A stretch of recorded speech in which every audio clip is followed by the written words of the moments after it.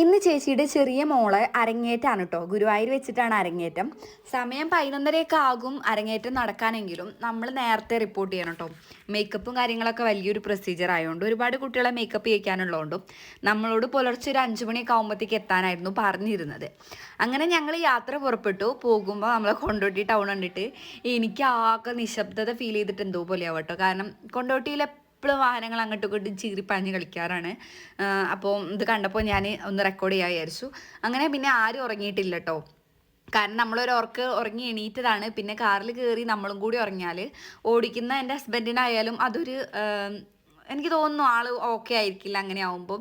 പിന്നെ അവർക്കൊന്നും ഉറക്കം കിട്ടുന്നില്ല ഈ കാർ കയറിയിട്ട്. കണ്ണനാണെങ്കിലും ആളെ നമ്മൾ ഉറങ്ങിയോടത്ത് എണീപ്പിച്ച് കുളിപ്പിച്ച് മാറ്റി കാർ കയറ്റിയിരുത്തിയതാണ് കേട്ടോ. മുണ്ടൊന്നും ഉടുപ്പിച്ച് കൊടുത്തിട്ടില്ല, തൽക്കാലം ട്രൗസർ ഇടിപ്പിച്ചാണ്.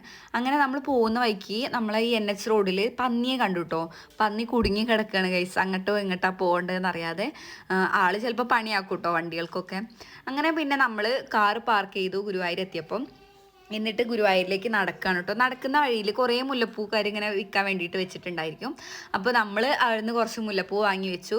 ചെറിയ മോക്ക് വാങ്ങിയിട്ടില്ല, കാരണം അവൾക്ക് ഇനി അത് വാങ്ങിയിട്ട് കാര്യമില്ല, ചേച്ചിക്കൊന്നും വേണ്ട പറഞ്ഞു. ഞാനും മൂത്ത അനുമോളുമാണ് വെച്ചത്.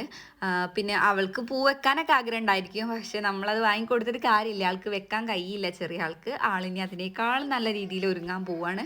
അപ്പോൾ കടകളെല്ലാം ഓപ്പണാണ്. ആ സൈഡിലേക്ക് വല്ലാണ്ട് ഞാൻ ശ്രദ്ധിക്കാറില്ല, കാരണം ശ്രദ്ധിച്ചാൽ ഞാനവിടെ സ്റ്റക്കായി പോകും. അപ്പോൾ നമ്മൾ നേരത്തെ എത്തിയതുകൊണ്ട് നമുക്ക് ഭയങ്കര വിശപ്പുണ്ടായിരുന്നു കേട്ടോ. നമ്മളൊന്നും കഴിക്കാതെയാണ് പോകുന്നത്. അപ്പോൾ ആദ്യം തന്നെ എന്തെങ്കിലും കഴിച്ചിട്ട് തൊഴുന്നതിനെക്കാട്ടി നല്ലത് ഒന്ന് തൊഴുതിട്ട് കഴിക്കാമെന്ന് വിചാരിച്ചു.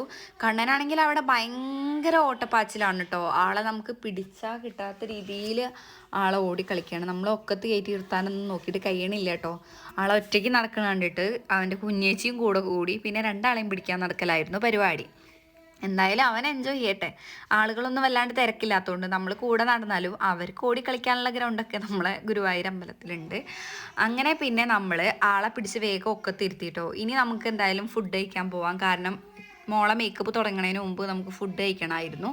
അങ്ങനെ നമ്മൾ ഇവിടുന്ന് കഴിക്കുന്നുള്ള കൺഫ്യൂഷനിൽ കുറേ അങ്ങോട്ടും ഇങ്ങോട്ടൊക്കെ നടന്നു. പിന്നെ നമ്മൾ അവിടെ കണ്ടിരുന്ന ഒരു ചേട്ടനുണ്ട്, അവിടുത്തെ സെക്യൂരിറ്റി ആണെന്ന് തോന്നുന്നു. അപ്പോൾ നമ്മൾ അവരോട് ചോദിച്ചപ്പം അവർ നമ്മളോട് പറഞ്ഞു ഇതിൻ്റെ ഉള്ളിൽ തന്നെ ഹോട്ടലുണ്ട്, നമ്മൾ കയറുന്ന സൈഡിൽ തന്നെ, അവിടെ പോയി കഴിച്ച് നോക്കും, അവിടെ നിങ്ങൾക്ക് വേണ്ടുന്ന മസാല ദോശ കാര്യങ്ങളൊക്കെ കിട്ടുന്നു. നമ്മൾ ആദ്യം ഡിമാൻഡ് ചെയ്തൊന്നും മസാല ദോശ വേണമെന്നാണ് കേട്ടോ. നമ്മൾ ഈ പുറത്തേക്കൊക്കെ ഇറങ്ങുമ്പോഴല്ലേ മസാല ദോശയൊക്കെ കഴിക്കുള്ളൂ.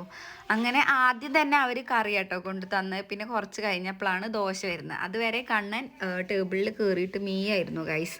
ഏട്ടൻ കുറേ പിടിച്ച് താഴേക്കിരുത്തും, എന്നാലും ആൾ പിടിച്ച് കയറുക തന്നെയായിരുന്നു പരിപാടി. അങ്ങനെ മസാല ദോശ നമ്മൾ കഴിച്ചത് ഇവിടെ നിന്നാണ് കേട്ടോ. അങ്ങനെ പിന്നെ നമ്മൾ മാറ്റിക്കാനുള്ള സ്ഥലത്തേക്ക് പോയി.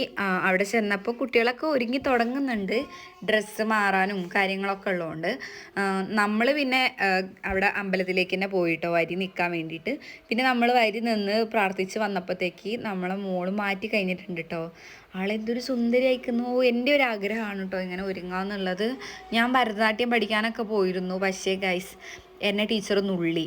വീടടുത്തായതുകൊണ്ട് ഞാൻ വേഗം ഇറങ്ങി ഓടി. പിന്നെ ആ ഭാഗത്തേക്ക് ഞാൻ പോയിട്ടില്ല. അന്ന് ചിലപ്പോൾ നല്ലപോലെ നിന്നുണ്ടെങ്കിൽ ഇങ്ങനെയൊക്കെ എനിക്കൊന്ന് ഒരുങ്ങി കെട്ടി ഗുരുവായൂരൊക്കെ പോയി ഒരു അരങ്ങേറ്റമൊക്കെ നടത്തായിരുന്നു.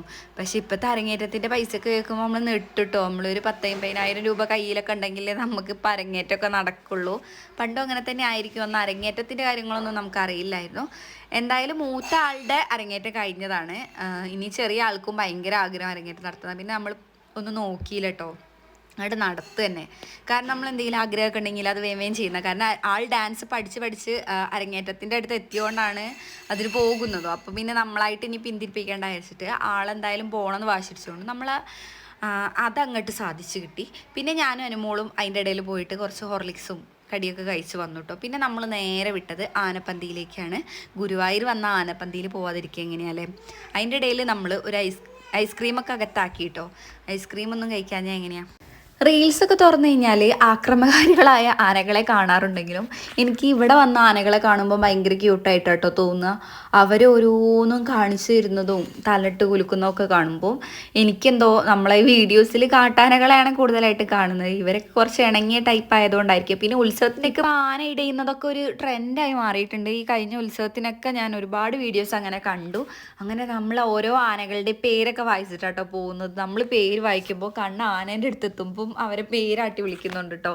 നീ നോക്കി ഈ ആന കളിക്കുന്ന കണ്ടോ, നമ്മളിങ്ങനെ തിരിയുന്നതിനനുസരിച്ച് ആന നമ്മളെ കൂടെ തിരിയുന്നുണ്ട് കേട്ടോ. ചിലരാണെങ്കിൽ ഭയങ്കര മൈൻഡില്ലാത്ത രീതിയിൽ നിൽക്കുന്ന ടീംസും ഉണ്ട്. അതെന്തുകൊണ്ടാണെന്ന് അറിയില്ല, നമ്മൾ കൂടുതൽ വയലൻ്റ് ആക്കാൻ നിൽക്കാത്തതായിരിക്കും സേഫ്. അങ്ങനെ ഓരോ ആനേനെ കാണുമ്പോഴും കണ്ണെങ്ങനെ വിളിച്ചുകൊണ്ടിരിക്കുക കേട്ടോ. ഇപ്പോൾ ബാലു എന്ന് പറഞ്ഞൊരു ആന ഉണ്ടായിരുന്നു, അവിടെ ഒരു ആന പാപ്പാനും ഉണ്ടായിരുന്നു കേട്ടോ, അതിനെ ടേക്ക് കെയർ ചെയ്യായിരുന്നു. അപ്പോൾ അതിൻ്റെ ഇടയിൽ കണ്ണൻ ബാലു ബാലു വിളിച്ചപ്പോൾ ആൾ നമ്മളെക്കുറിച്ചൊക്കെ അന്വേഷിച്ചു കേട്ടോ. കണ്ണനോട് പേരും കാര്യങ്ങളൊക്കെ ചോദിക്കുന്നുണ്ടായിരുന്നു. ഇയാളപ്പോൾ ഒരു ഉത്സവം കഴിഞ്ഞ് കൊണ്ടുവന്ന പോലെ ഉണ്ട്, കുറിയൊക്കെ തൊട്ട് സുന്ദരക്കുട്ടപ്പനാക്കി നിർത്തിക്കുക. അപ്പോൾ ഇത്രയേ ഉള്ളൂ. ഒക്കെ ബൈ.